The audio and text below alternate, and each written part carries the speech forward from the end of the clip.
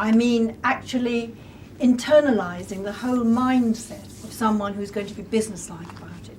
What you need to do is to create lots and lots of dating opportunities and get lots of practice dating.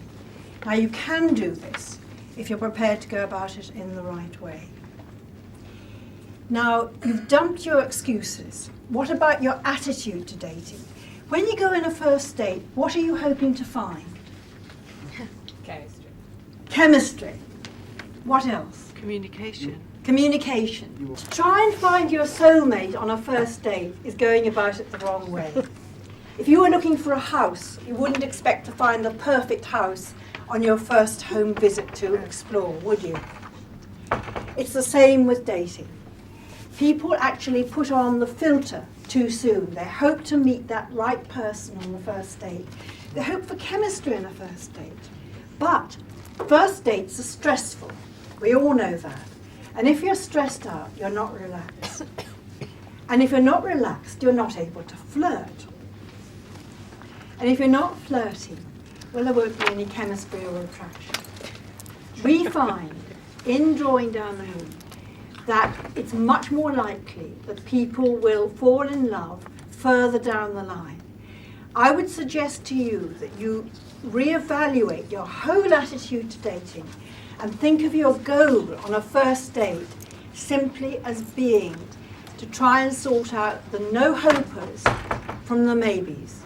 At the end of the day, I think everyone's looking for their soulmate, really. I think even if you don't admit it. I don't know whether I want someone who's there all the time, but I think, you know, you are looking for someone who you can spend time with. I suppose it's not pretend that you know too much. So actually treat every date as a new one and not bring the last one into the new date. So it would be actually be sort of newborn every day for a date. If that makes sense. You know, if you get a good dating agency, you hope that they'd look at who you are and what your interests are and find someone who's compatible, so there's more than just ticking a box saying I like this, you know, maybe they do more of a who's this person, what are they all about, what they're looking for. So I guess from a dating agency I'd look for something more along that lines. My domino dating strategy, which I talk about, is creating a dating ripple effect. Now, you know when you knock one domino over, there's a whole ripple of all the other dominoes falling one after the other. The more dating you do, the more successful all your succeeding dates will be. And this is because you get more practice. And it's practice that you need to change a dating habit, to get better at flirting, to become more attractive, and to give out different signals to would-be dates. So this is what I'm suggesting you do. You go on as many dates as you possibly can.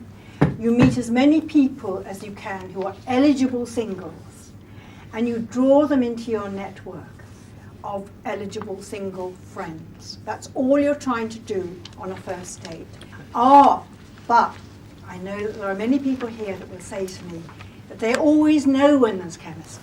They can spot it a mile off within the first 10 seconds.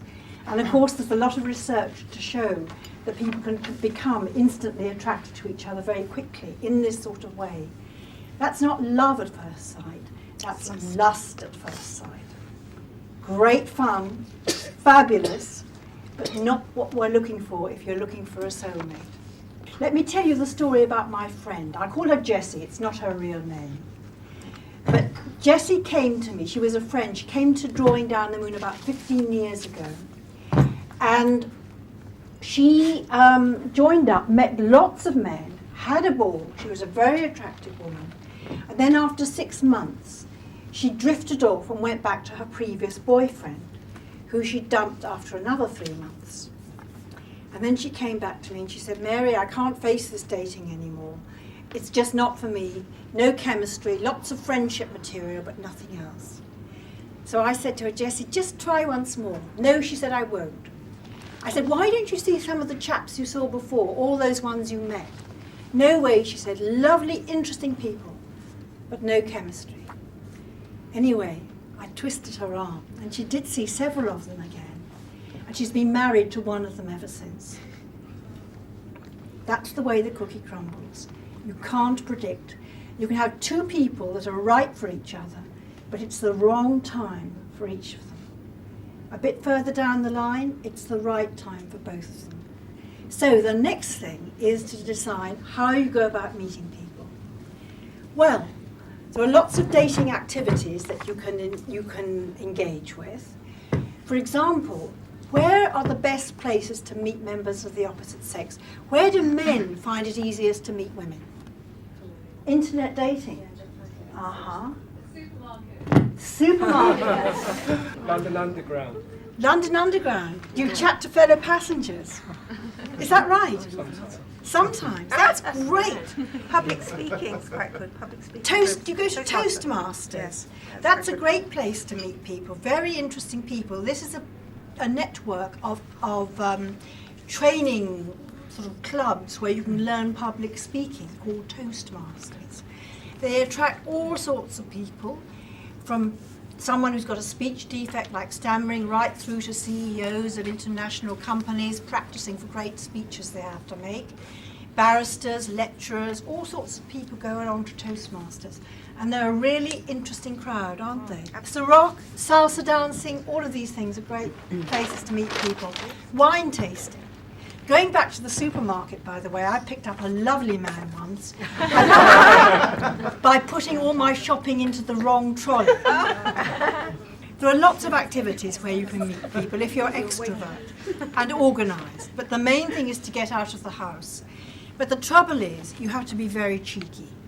If you don't feel you're cheeky and extrovert enough to really take advantage of all these opportunities, then you need to go for something more organised. But a lot of people forget the most important way of meeting someone. How many people here have actually asked their friends to introduce them to anybody they know who's single? 1, 2, 3, 4, 5, 6. 6 people out of all of you.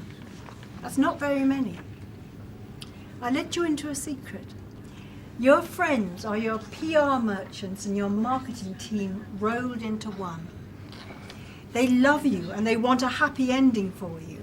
Friends and friends of friends is the best way to meet people, is through friends of friends. And I think being single as well is when you're getting to your sort of mid-30s, that a lot of people are already in relationships, so you haven't always got the people to go out with. And I think the single people are out there, it's just finding them and going to the right places, so having single friends to go out with. And invariably when you do go out with them to places, you do meet people, but it's just, going out there. But now you're doing domino dating, so you're going to tell them to introduce you to anybody they think is an interesting person who you'll have a fun evening out with. Just a short date, a drink, or something like that. So that's domino dating for you. Now, how many people here have used the internet? Oh, lots of people have used the internet. Is that loveandfriends.com? Yeah. .com? Yes. Fabulous. That's a very good dating agency which I half run with Andy McCabe, who's hiding behind the bar. We started it 7 years ago. It's a niche dating agency, but on the internet. The internet is great fun, but it is hard work, because not everybody on the internet is exactly as they seem. And I'll tell you why. I'll tell you what the problem is. All of us, me included,